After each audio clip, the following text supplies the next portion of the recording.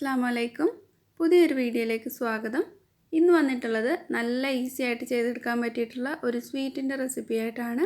നമുക്ക് വീട്ടിലൊക്കെ ഗസ്റ്റൊക്കെ വരുന്ന സമയത്തോ അല്ലെങ്കിൽ കുട്ടികൾക്കൊക്കെ ഉണ്ടാക്കി കൊടുക്കാൻ വളരെ ഈസിയാണ്. വെറും 5-10 മിനിറ്റിനകം തന്നെ ഇത് ഉണ്ടാക്കിയെടുക്കാൻ പറ്റും.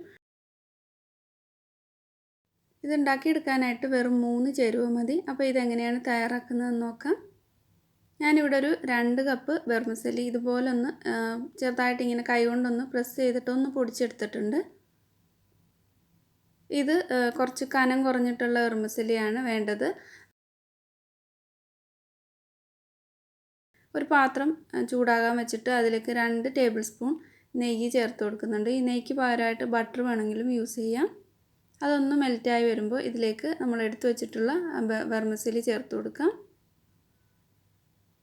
ഇനി ഇത് ഒന്ന് റോസ്റ്റ് ചെയ്തെടുക്കണം. ഇത് റോസ്റ്റഡ് വെർമിസെല്ലിയാണ്, എന്നാലും ഒന്നുകൂടി ഒന്ന് റോസ്റ്റാക്കി എടുക്കണം. ഒരു 2-3 മിനിറ്റ് ഇതുപോലെ ഒന്ന് ഇളക്കി കൊടുത്തിട്ട് നന്നായിട്ടൊന്ന് ചെറുതായിട്ടൊന്ന് ക്രിസ്പി ആവുന്ന രീതിയിൽ റോസ്റ്റ് ചെയ്തെടുക്കാം.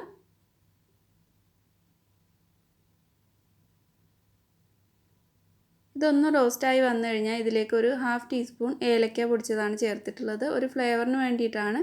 അപ്പോൾ നിങ്ങൾക്ക് വേണമെന്നുണ്ടെങ്കിൽ ചേർത്ത് കൊടുത്താൽ മതി.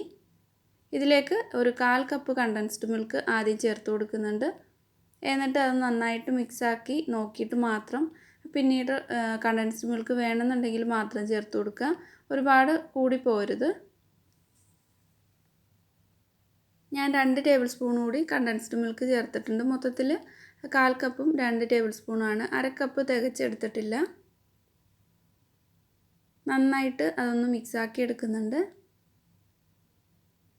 ഒരു മീഡിയം ലോ ഫ്ലെയിമിൽ ഇട്ടിട്ടാണ് ഇത് ചെയ്തെടുക്കേണ്ടത്.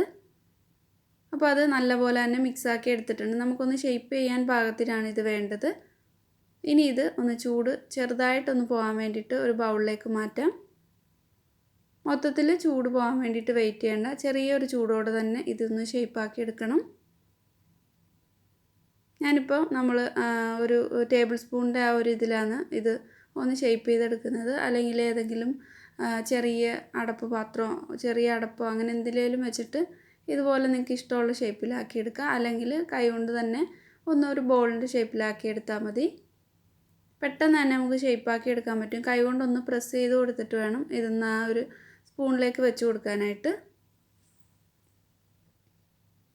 അല്ലെങ്കിൽ ഇതുപോലെ ഒരു സ്പൂൺ എടുത്തിട്ട് സ്പൂൺ കൊണ്ട് ഇതിലേക്ക് കോരി വെച്ചിട്ട് നന്നായിട്ട് തന്നെ ഒന്ന് പ്രസ് ചെയ്ത് കൊടുക്കണം. അപ്പോൾ തന്നെ അത് ഷേപ്പായിട്ട് തന്നെ കിട്ടും, ഇളകി പോവാതെ തന്നെ. ഇതിലേക്ക് നിങ്ങൾക്ക് വേണമെങ്കിൽ ഇങ്ങനെ ഒന്ന് ഷേപ്പാക്കിയിട്ട് നട്ട്സ് വെച്ചിട്ട് വേണമെങ്കിൽ ഡെക്കറേറ്റ് ചെയ്യാം.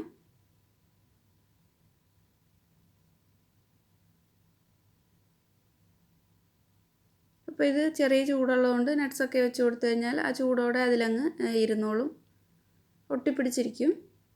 അപ്പോൾ ഇതുപോലെ തന്നെ നിങ്ങൾക്ക് വേണമെങ്കിൽ കഴിക്കാവുന്നതാണ്. ഞാനിപ്പോൾ ഒന്ന് ഡെക്കറേറ്റ് ചെയ്യാൻ വേണ്ടിയിട്ട് ഇതിലേക്ക് കുറച്ച് ചോക്ലേറ്റ് ഒന്ന് പൈപ്പ് ചെയ്ത് കൊടുക്കുന്നുണ്ട്.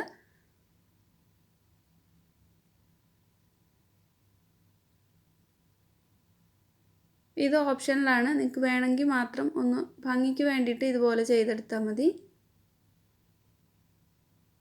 ഈ ഒരു സ്വീറ്റ് തയ്യാറാക്കിയിട്ട് ഒരു 4-5 ദിവസം പുറത്ത് വെച്ചാലും ചീത്തയാവുകയൊന്നുമില്ല.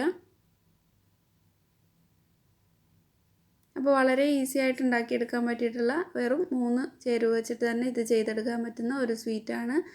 അപ്പോൾ ഇത് ഉണ്ടാക്കി നോക്കുന്ന സമയത്ത് ഫീഡ്ബാക്ക് അറിയിക്കുക. വീഡിയോ ഇഷ്ടമായിട്ടുണ്ടെങ്കിൽ ലൈക്ക് ചെയ്യാതെയാണ് കാണുന്നതെങ്കിൽ ഒന്ന് ലൈക്ക് ചെയ്തേക്കണേ.